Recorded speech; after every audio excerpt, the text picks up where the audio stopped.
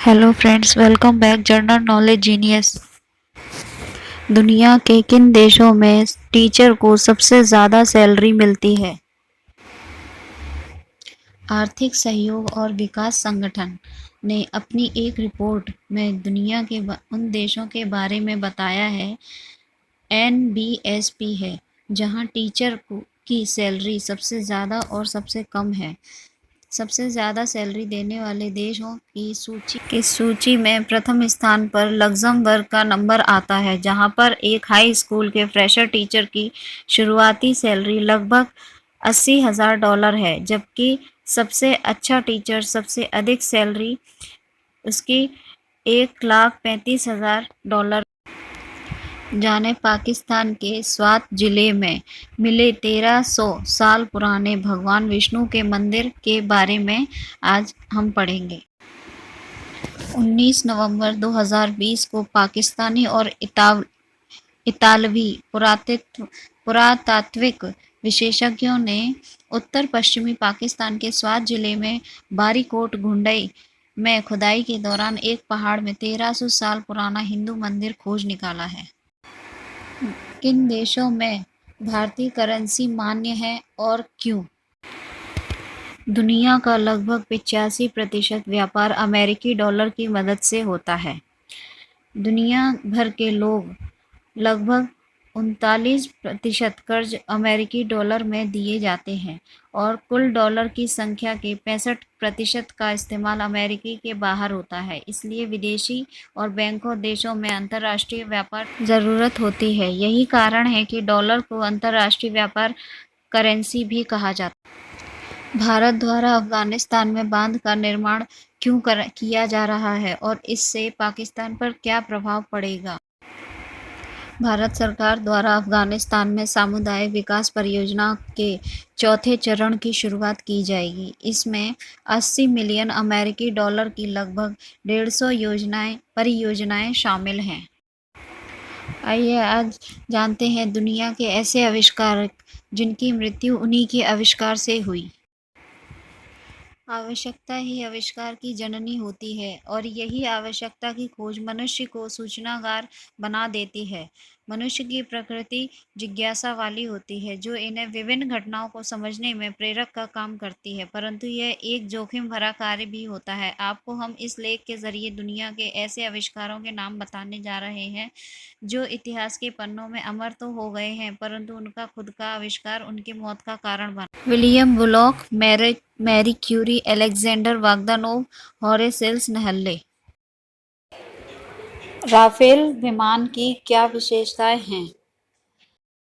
भारत और चीन के खट्टे रिश्तों के बीच फ्रांस की डैसल्ट एविएशन नाम की कंपनी ने भारत को 5 राफेल जेट एयरक्राफ्ट भेजे हैं, जबकि 5 अन्य अभी भारत नहीं आए हैं क्योंकि उनके लिए भारतीय पायलट्स को प्रशिक्षित किया जा रहा है।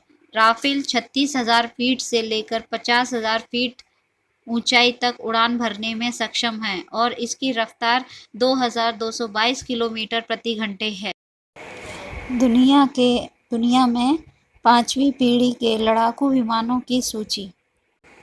दुनिया में पांचवी पीढ़ी के लड़ाकू विमान के युग की शुरुआत 2005 में अमेरिकी वायुसेना में शामिल लॉकहीड मार्टिन F-22 रैप्टर से मानी जाती है।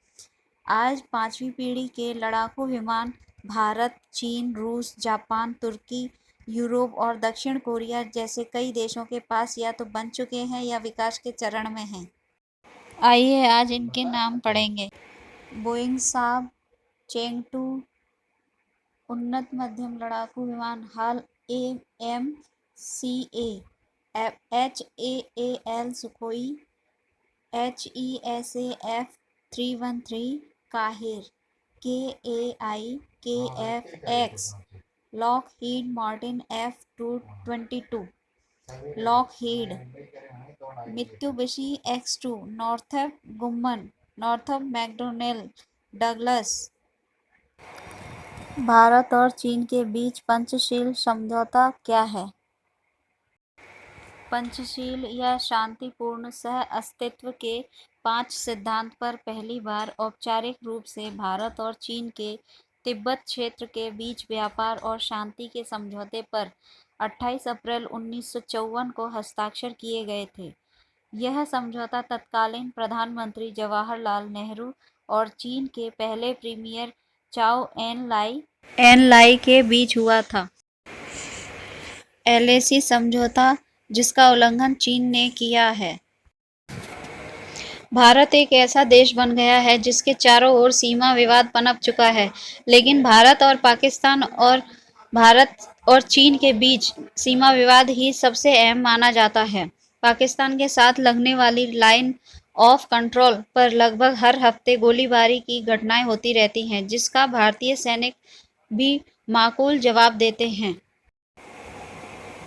हालांकि चीन के साथ भारत का सीमा विवाद आमतौर पर शांतिपूर्ण रहता है, लेकिन 17 जून 2020 को गलवान घाटी में भारत और चीनी सैनिकों के बीच सीमा पर चीन के सैनिकों ने निहत्थे भारतीय सैनिक पर घात लगाकर तेजी से हथियारों और चाकुओं से हमला कर दिया था। इसमें करीब 20 भारतीय सैनिकों की जान चली गई थी। भारत चीन सीमा पर करीब 45 साल बाद किसी सैनिक की जान गई। इससे पहले सन 1975 में वास्तविक नियंत्रण रेखा पर चीन ने घात लगाकर हमला किया था, जिसमें 4 भारतीय सैनिक शहीद हुए थे। तब से दोनों देशों के सैनिकों के बीच कई बार झड़प हो चुकी, लेकिन हालात इतने बुरे भी कभी नहीं थे।